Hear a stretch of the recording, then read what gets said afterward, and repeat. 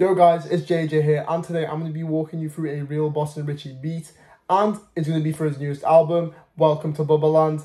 And before we get into the video guys, make sure to like, comment, subscribe. On the way to 1.5k, we are literally around the corner.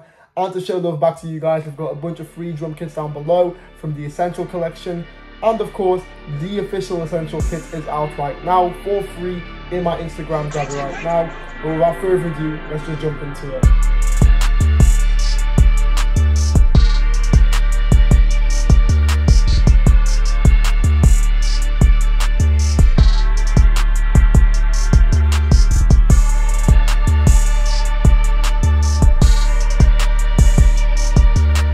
First thing to note, we've done this in a 154 BPM, but typically real Boston Richey beats, you can find them from like 145 to like 165, 170. And this is starting off in the C minor scale, but this does change later on. And the first preset I'm using is Chemical Gods. It's a fire pad from Analog Lab 5. And looking at the pattern, it is very simple, straightforward. Just a nice little 4-bar repeating for the 8 with a bit of variation. But to break it down, I first started off by placing, the C at 2 different octaves, and then placed this G note over here. And all I did was just add these nice little transitional notes, which is part of this nice little like triad chord. It's just pitched up an octave with a D sharp. And this B was just another nice sounding note. Then I pitched it up to like a G sharp by 1 semitone, kept it on C again, and then reused this note, copy and pasted the same pattern from the first 2-bar, and then again varied it up. So instead of going from the C, it's now into a B, and then it goes down into the G. And last but not least, as we can see, these notes down here and this note up here are part of the scale where they're a semitone apart, which gives a nice dark vibe. So without further ado, this is what the pad sounds like.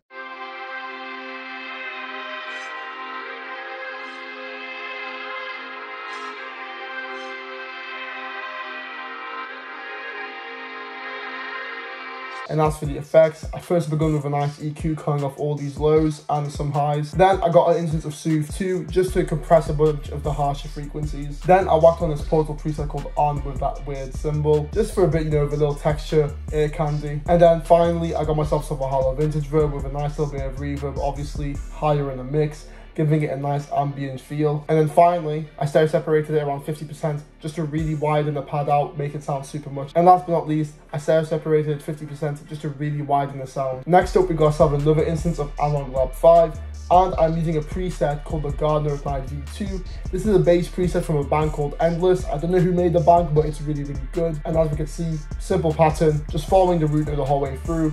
But for the sake of variation, I just found that it sounded much nicer having a G play in the end instead of a C, just because why not? And it's pretty much that, filling in all the low end, and this is what the bass sounds like.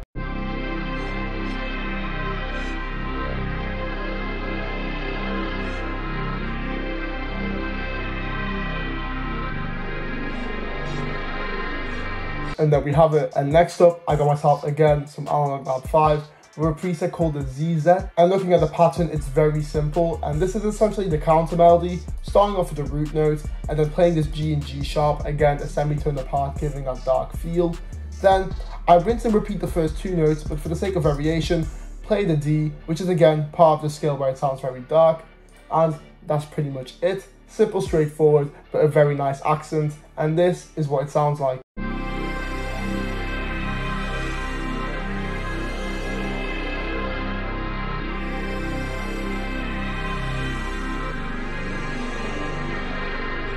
Looking at the effects again, we got ourselves a nice EQ coming off the lows, dug in some of the harsher highs. Then I added some delay just to give it a bit of a bounce, really nothing much more. And then I added some Valhalla Vintage Verb just to make it really ambient. And last but not least, who can forget about stereo separation, which is done around 28%, just to keep it a bit wide. And now, last but not least, we have got ourselves an instance of Contact 7, using the band Choir's Essential with the Woman Performance preset. And then looking at the pattern, very simple again, following the same notes as you can see from the previous chord progression, which was the pad.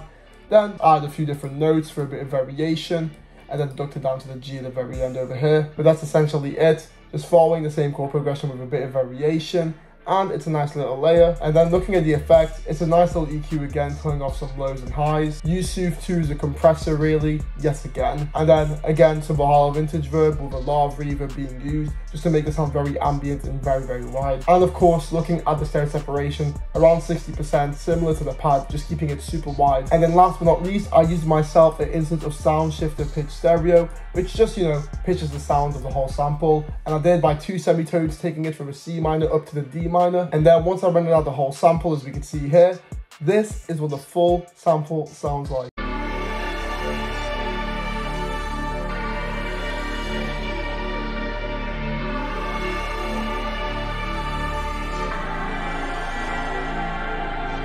And now it's time to break down the drums. And first things first, we are using a nice Lex Luger snare from my essential kit, of course, so make sure to grab that. But I layered the snare with a clap as well, and just had a very nice simple pattern from what we could see. And next up we got ourselves the hi-hats, and I'll be very honest, looking at this, it is freaking crazy. I definitely can't remember how I made this, but in the spur of the moment it must have been fire. And it's of course just this nice little 4-bar looped over to make a full 8. But to break it down, it's pretty much use this magnet tool over here, go into quarter step, and you can literally make all these different rolls over here, as you can see, just by clicking the notes in, clicking up, click, click, like that. Over here, what I did was just right click, scroll down once to this paintbrush tool, and then if you hold and drag manually, you can just draw in the notes really well. So that's what I did for this little roll. And same over here, except I held shift as I dragged, except I clicked shift as I dragged, so you could see the notes kind of just play in where you want them to play. Then of course here, dropped a hi-hat down the whole, you know, little 2 semitones, and then got a nice little roll going again. Further rolls over here and here, and then same thing over here, using a nice little quarter step roll with the drag in the paint tool. Same goes again here, as we can see, and of course once again down there. But then to be honest as well, when it comes to hi-hats, guys, you just gotta be creative with it, you gotta practice them. I can't really like say, oh, it's easy. Just practice a bit, honestly, and you will get there. And also watch how people do their hi-hat rolls. Like, I use a lot of rolls that I find online and stuff, so pretty much that's what I do. And enough of my jibber jabber. This is what the hi-hats and the snare sound like.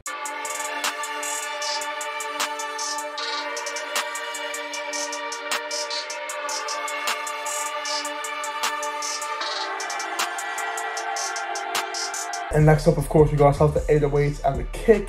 But looking at the 808 pattern, it's a nice little 4-bar that repeats itself over, pretty much playing this like essential pattern that we all know and love.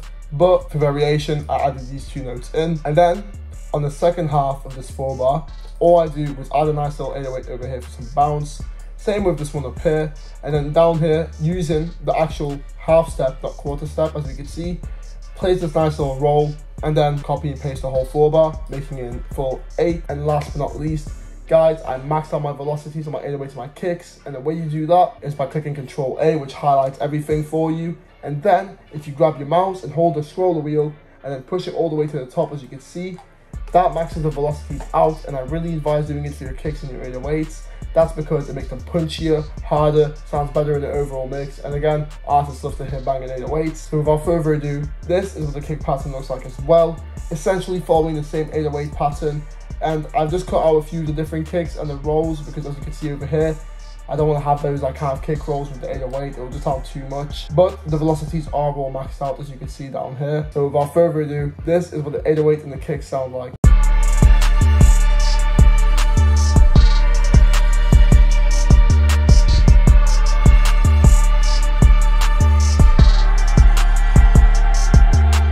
And there we have it. But last but not least, I got myself a nice little open hat from the kit. Repeats every 2-bar, and it pretty much hits over here at the beginning of every 2-bar, and then on this little measure as well. Then all I did was copy and paste it 3 more times to make a full 8. And finally, without further ado, this is what the full beat for Welcome to Bubba Land sounds like.